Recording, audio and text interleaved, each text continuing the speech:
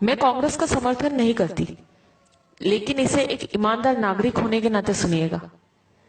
मोदी जी, 60 साल मत चिल्लाया करो। देश और जनता को उल्लू मत समझो। आप उस देश के प्रधानमंत्री हो जो देश 300 साल तक गुलाम रहा था, जिस देश को अंग्रेजों ने लूट खसोट कर इस देश की बागडोर को कांग्रेस को सौंपी थी।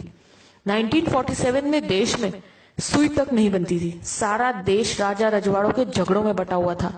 देश में मात्र 50 गांव में बिजली थी। पूरे राजस्थान मात्र में 20 राजाओं के पास फोन था। किसी गांव में नल नहीं थे। पूरे देश में मात्र 10 बांध थे। सीमाओं पे मात्र कुछ सैनिक थे। 4 विमान थे, 20 टैंक थे। देश की सीमाएं चारों तरफ से खुली थी। खजाना खाली था। ऐसे बदहाल में हमारा हिंदुस्तान कांग्रेस को मिला था। इन 60 सालों में कांग्रेस ने हिंदुस्तान में विश्व की सबसे बड़ी ताकत यानी सबसे बड़ी सेना तैयार की।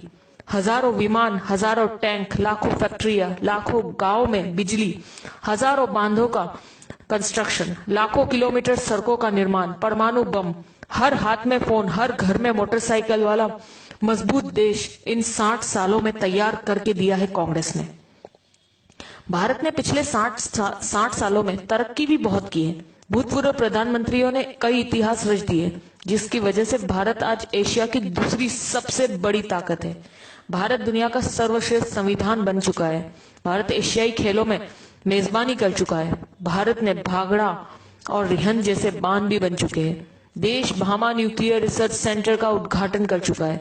देश में तारापुर परमाणु बिजली घर शुरू हो चुका है। देश में कई दर्जन एम्स, आईआईटी, आईआईएमएस और सैकड़ों विश्वविद्यालय खुल चुके हैं। नेहरू ने नवरत्न कंपनियां स्थापित कर दी गई है। कई सालों पहले भारतीय सेना ने पाकिस्तानी सैनिकों को लाहौर के अंदर तक घुसकर मारा था और लाहौर पर कब्जा कर लिया था। पंडित नेहरू पुर्तगाल से जीतकर गोवा को भारत में मिला चुके थे। नेहरू जी ने इसरो यानी इंडियन स्पेस रिसर्च ऑर्गेनाइजेशन की शुरुआत भी कर दी थी। भारत में श्वेत क्रांति की शुरुआत हो चुकी थी। देश में उद्योगों का जाल बिछ चुका था। इंदिरा जी पाकिस्तान के 2 टुकड़े कर चुकी थी। पाकिस्तान 1 लाख सैनिकों और कमांडरों के साथ भारत को सरेंडर कर चुका था। तब भारत में बैंकों की राष्ट्रीयकरण हो चुका था। इंदिरा जी ने सिक्किम को देश में जोड़ लिया था। देश अनाज के बारे में आत्मनिर्भर हो चुका था।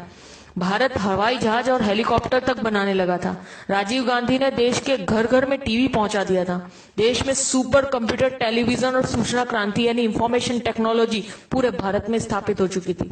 जब मोदी प्रधानमंत्री जी की शपथ ले रहे थे, तब तक भारत सर्वाधिक विदेश मुद्रा के कोष वाले प्रथम 10 राष्ट्रों में शामिल हो चुका था। इनके अलावा Chandrayaan, Mangal mission, GSLV, metro, mono rail, अंतरराष्ट्रीय हवाई अड्डे, न्यूक्लियर पनडुब्बी, ढेरों मिसाइल, पृथ्वी, अग्नि, नाग, दर्जनों परमाणु संयंत्र, चेतक हेलीकॉप्टर, मिग, तेजस ड्रोन, अर्जुन टैंक, धनुष तोप, मिसाइल युक्त विमान, आईएनएस विक्रांत, विमान वाहक, ये सब उपलब्धियां देश ने मोदी के प्रधानमंत्री बनने से पहले हासिल कर ली थी।